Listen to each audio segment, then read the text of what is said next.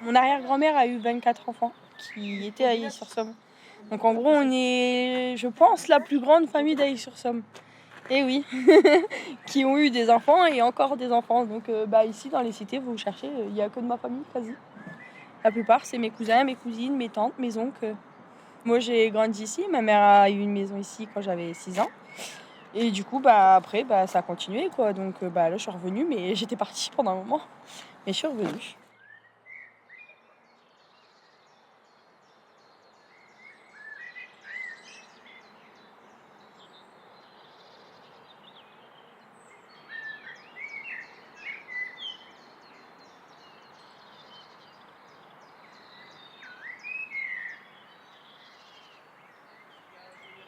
Combo Kraken également qui essaie de refaire un petit peu de terrain devant le numéro 7 Bombonera qui est en 4e position. Moi, en général, je commence vers midi. C'est monsieur qui a dit que je commence à midi. Mais bon, moi je pointe pas. Hein. Je commence à l'heure que je veux. Après, en général, c'est midi. Et puis après, je reste toute la soirée. Mais des fois aussi le matin. Parce que des fois, il va à la banque, il a un rendez-vous, tout ça. Donc je suis aussi là un peu le matin. Lui, il fait l'ouverture à 7h30, après jusqu'à midi, et même encore après. Ensuite, il va manger, puis il va faire une sieste.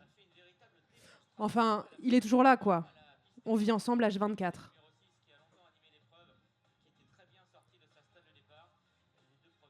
Quand les enfants étaient petits, on n'avait pas encore le bar. Francis était chauffeur routier et partait la semaine. Donc j'avais mon boulot, la charge des enfants tout le temps, et voilà. Et quand on a acheté le bar, je travaillais dans une usine de compteurs de voitures.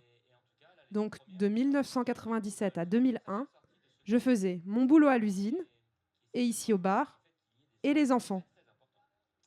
Et puis j'ai été licenciée en 2001. Des fois, je me demande comment je faisais. Et puis j'en suis pas morte. Celle-ci venue d'Angleterre va triompher. Dans un premier temps, ils vont en droite ligne, et puis peu à peu, Alexandre, ils vont se décaler, et venir chercher l'appui de la lisse à l'extérieur. Oui, le maître a opté pour cette tactique, et cette tactique a été payante pour Convo. L'entraîneur vainqueur à vos côtés, François.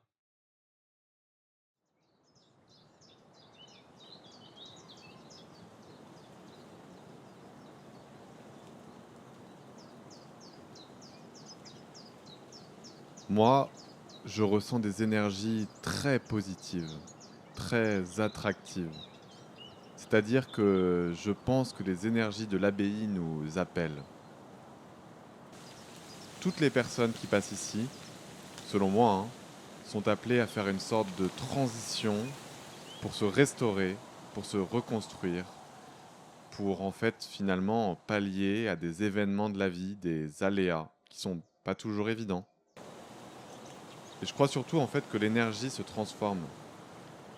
C'est-à-dire que quand tu es venu chercher ce dont tu avais besoin, l'abbaye te repousse à l'extérieur. Et moi, c'est ce que je ressens aujourd'hui. J'ai été très heureuse depuis que je suis ici. Mais en réalité, je suis heureuse d'en partir. Parce que je pense que c'est le moment. L'abbaye m'a donné ce dont j'avais besoin.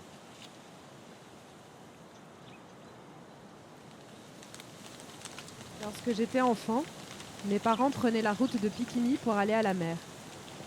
Et depuis toute petite, j'ai toujours eu les yeux, le regard tourné vers l'abbaye du Gard. Et depuis toute petite, j'ai dit un jour, j'habiterai là-bas. Et j'habite aujourd'hui à l'abbaye du Gard. Quand je suis arrivé ici, je voulais absolument me planquer à tout jamais. J'avais même repéré le cimetière au bout de l'allée là-bas. Je me suis dit, pourquoi pas finir, vraiment jusqu'au bout. Et puis comme dit Aurélie, c'est vrai qu'il y a des énergies ici. Il y a d'autres personnes qui sont peut-être au moins aussi dingues que nous qui le diront. Ici, on n'est jamais seul en fait.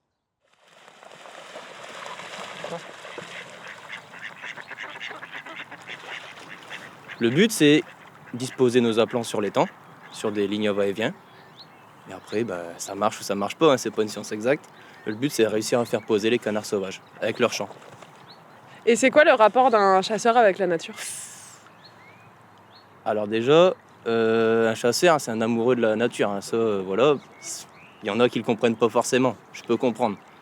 Mais voilà, on entretient les coins de chasse. Sans les chasseurs, je pense que les marais, ils n'existeraient plus. Ça devient des bois, c'est un entretien à l'année. Hein. Donc forcément, il y a un contact avec la nature, quoi. Et avec le rapport avec les animaux? Alors, c'est assez compliqué parce que les nôtres ont les chevaux. Et puis il y en a qui comprennent pas qu'on puisse tirer sur leur congénère façon de parler, quoi. C'est assez difficile à expliquer.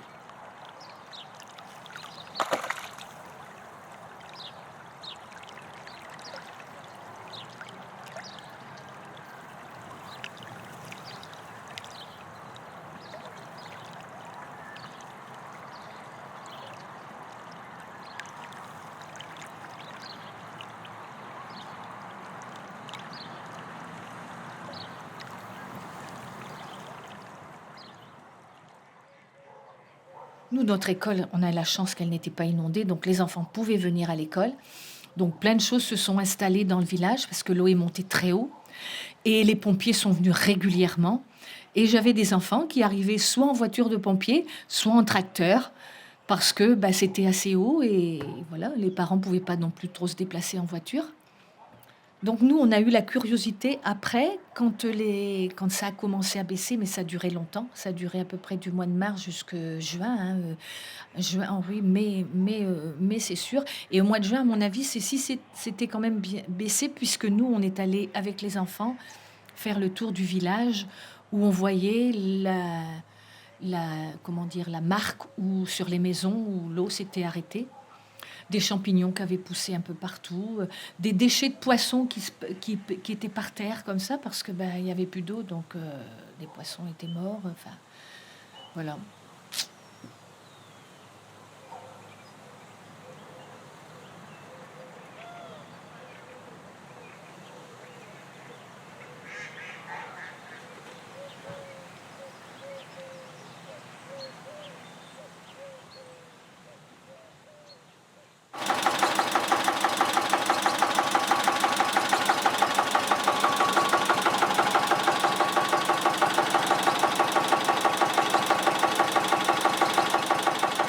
Entendre le bruit d'un moteur qui n'a pas marché pendant un siècle, c'est un souffle presque, hein. On a l'impression qu'il respire, qu'il ressuscite.